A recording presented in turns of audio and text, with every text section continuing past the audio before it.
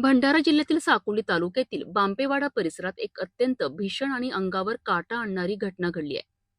मोहफूल वेचण्यासाठी जंगलात गेलेले वसंत गणपत मेश्राम वय 50 वर्ष यांच्यावर वाघाने अचानक हल्ला केला आणि त्यांना जागीच ठार केलेत.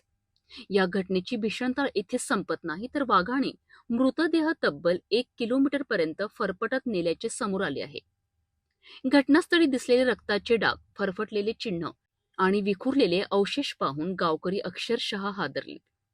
सकाळपासून वडील घरी न परतल्याने त्यांच्या मुलींनी शोधाशोध सुरू केली.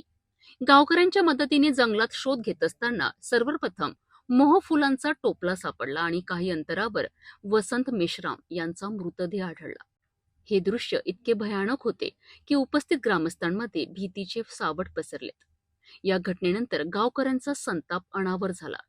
जंगलात जाणं आमचं रोजचं आयुष्य आहे, परंतु आमच्या सुरक्षेची जबाबदारी कोण घेणार, असा थेट सवाल ग्रामस्थांनी उपस्थित केलाय.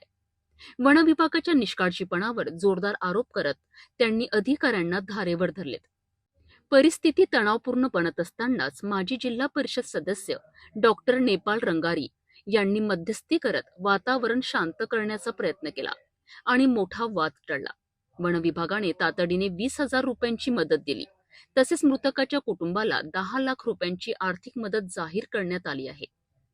मात्र कुटुंबातील एका मुलीला शासकीय नोकरी देण्याची मागणी अजूनही प्रलंबित आहे आणि यावर ग्रामस्थ ठाम भूमिका घेत आहे. या घटनेनंतर संपूर्ण परिसरात भीतीचे वातावरण असून जंगलात जाण्याबाबत ग्रामस्थांमध्ये मोठी दहशत निर्माण झाली आहे.